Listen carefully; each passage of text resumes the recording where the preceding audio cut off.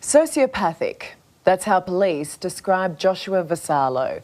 He's a predator who targeted teenage girls. He thought he was smart enough to trick investigators. He was wrong, and he underestimated his victim's bravery. I was screaming to let me go. Not once did I actually touch her.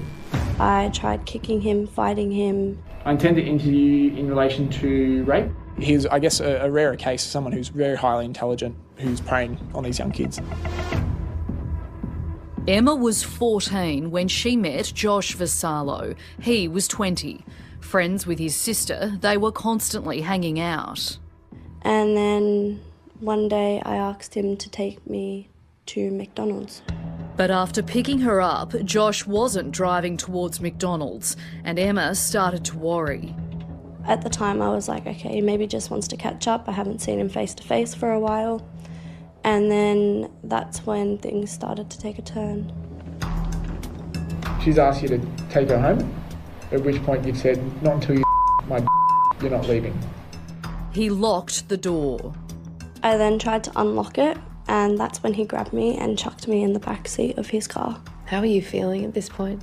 I was very scared and emotional. Eventually it got to the point where I realised I wasn't going to get out unless I had done what he had asked. Emma then had the courage to try and climb out the car window. Vassallo eventually dropped her off down the road and she ran home. I ended up telling my mum because if it wasn't me, my friends would have. After learning what Josh Vassallo had done to her daughter, Emma's mum Julie brought her here, reporting it to police. Officers recorded Emma's detailed account of the horror she'd been through and took photos of her bruises. But another 2 years would pass before Emma felt ready to pursue criminal charges. As hard as you try to bring them up right and, teach them the wrongs and rights and safety and that, you can't be there 24/7. So she says that when she is actually going for a lot, you've grabbed her hand and pushed it away. That didn't happen. This is Josh Vassallo getting grilled by Victoria Police. She could have got me under the back seat and why would I grab her ankles? Detective Senior Constable Ryan King from Victoria Police convinced Emma to become part of his case against Josh Vassallo.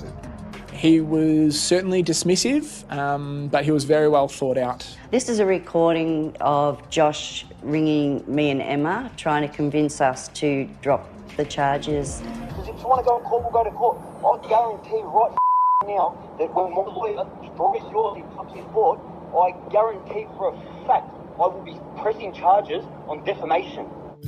Julie was navigating not just threats from the man who committed these awful crimes against her daughter, but what it had done to her. Emma missed 2 years of school. To see her go from this bright, bubbly person, friendly, everybody's friend, easy to get along with, to a person you didn't want to know.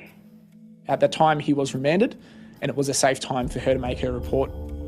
Ryan King was investigating the predator's crimes against Laura, who met Josh when she was 15, an acquaintance through friends he'd offered to pick them up for a drive. And at what point did he offer you girls drugs? Probably within 3 minutes of us getting in the car. He called it juice.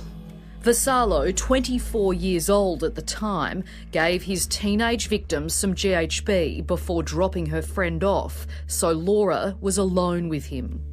He started offering me money for sexual acts, and I was very, very stern that that's not what I wanted to do. Having been plied with more GHB, Laura was falling in and out of consciousness. I woke up and he was assaulting me on the side of the road. After raping Laura semi-conscious, Vassallo drove around for some 3 hours with his victim blacked out in the car. Detectives tracking him to the Pacific Werribee shopping centre where he left her to go inside. Vassallo was actually on parole with an ankle monitor, which was absolutely instrumental in being able to locate the places that he had gone. He locked her in there, and he's gone in to buy rolls and water.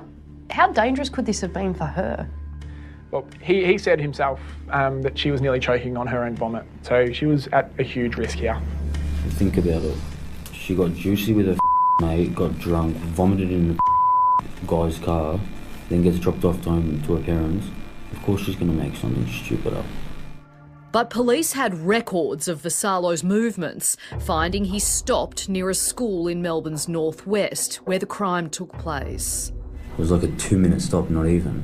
According to your ankle monitoring bracelet, you were there for 12 minutes. Oh my God, really? Yeah, really. You told us that you stopped there for 1 to 2 minutes. I was juicy. I don't know how long I stopped anywhere. Why would someone make all this up? Because do you know what? Accuse someone of rape, which is a very serious allegation. Okay, but how many? All because she wants to see her friend. No. That is the motivation. Okay. That is your theory. Okay, listen. That is not the way you said it. Is not how I said it. Like Emma, Laura was initially scared to follow through with charges, but is so glad she did. I had so many goals and dreams, and it just didn't even get close. And do you blame him? Every day. What's your message to other parents who are worried they're going to have to navigate this one day? If you can have that conversation with your child, that to make them be able to feel like they can tell you, and don't judge them. Vassallo pleaded guilty to 2 counts of rape, 2 counts of false imprisonment, kidnapping, assault, reckless conduct, supplying drugs to a child and attempting to pervert the course of justice. Vassallo was sentenced to 22 years prison with a non-parole period of 14 years. I want to spread awareness to other victims out there. My life has become better since coming forward, and I'm so grateful that I have been able to stop him and help other people. Yeah, there is no doubt you're protecting others, Emma, and thank you for being so brave. If you or someone you know is experiencing sexual abuse or family violence, there is help. Call 1-800-RESPECT. That's 1-800-737-732.